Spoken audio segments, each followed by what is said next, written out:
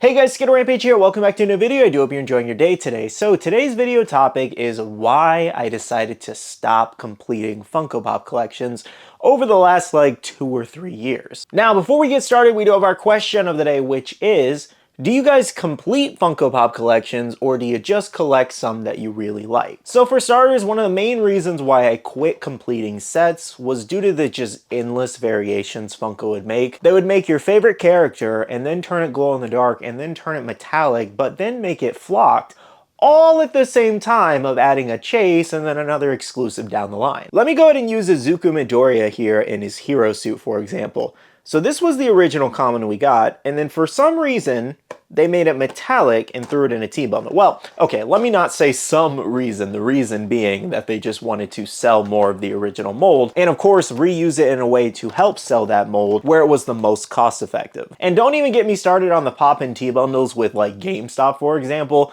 They probably got the most pop and T-bundles than any place. Maybe Target is a close second. But as you know, GameStop got pretty much every exclusive variation of a common known to man, it feels like. Whether it was My Hero Academia, Marvel, DC, they got all kinds of stuff in pop and T-bundles. And a few months later, 9 times out of 10, they always went to clearance. So those are just some examples of Funko making some of the more useless variations that nobody necessarily even asked for. However, when your goal is to complete a certain set like My Hero Academia, where I actually wanted to complete it at one point, and I did, before they released 1,000 more. I can proudly say at one point I did complete the My Hero Academia collection, every single variation, you know, Chrome All Might, the glow-in-the-darks, the flocks and all that. I did have it complete. And then after that, they released another wave and another wave and another wave. And I was like, I can't do it anymore. And that also led to me actually getting rid of a majority of my Hero Pops. I maybe own like 2 or 3 still, just of characters that I like or signed Pops. But it literally destroyed the line for me and the fun of collecting the line because they just kept going with the most random things in the line. Of course, at the same time, the My Hero show kind of fell off for me on earlier seasons. I know the current seasons are much better and eventually I will catch up, but due to me not liking the anime as much and then Funko putting out so much, that's one of the sets where I was just like, okay, I'm done. I can't keep up anymore and it's just not fun anymore to collect. And that technically leads into another problem that I ended up in, which was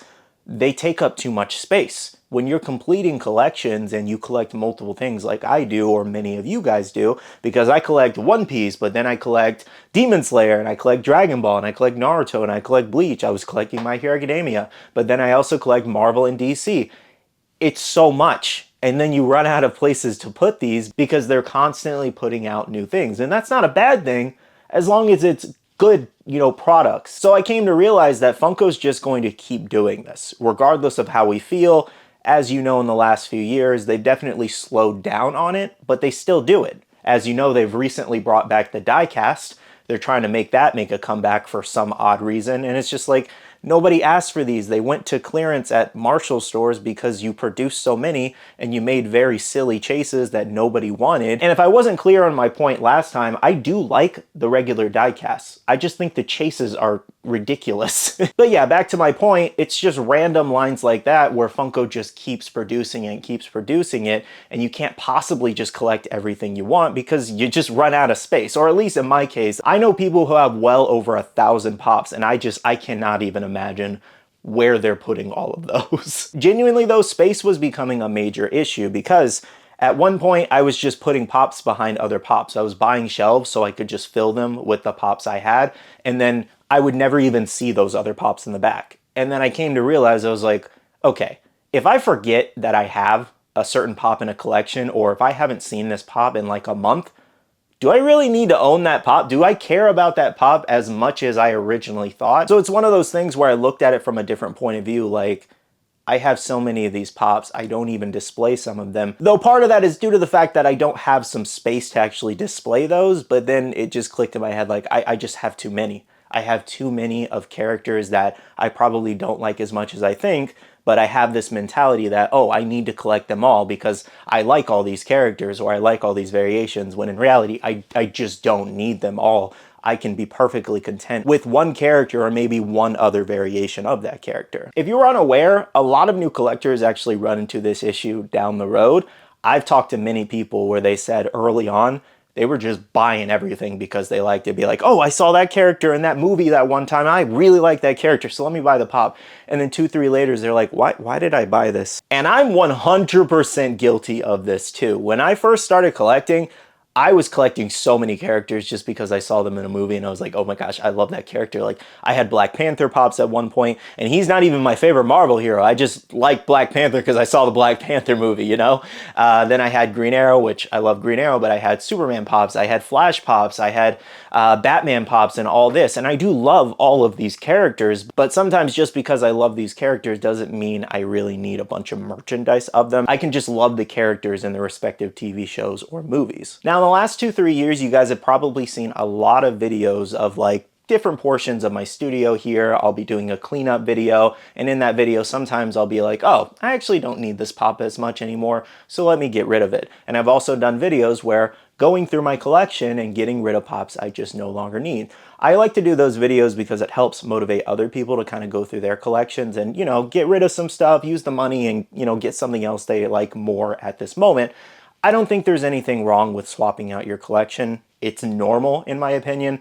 My mom always told me growing up that people wake up a different person every single day. And how that applies to Funko Pop collecting or collecting in general, I feel like, is that just because I bought something 2-3 years ago doesn't mean I need to keep it now. I may not like it as much as I did 2-3 years ago.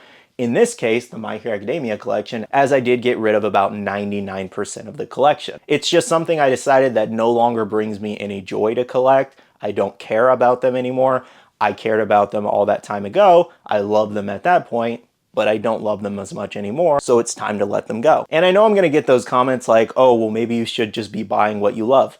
At one point, I did love it. I did like those characters. I liked them a lot, but opinions change. Likes and dislikes change every single day. There's absolutely nothing wrong with that, so please don't let anybody tell you any different. So back to my earlier point, in the last 2-3 years, I've gotten rid of probably like 200 pops.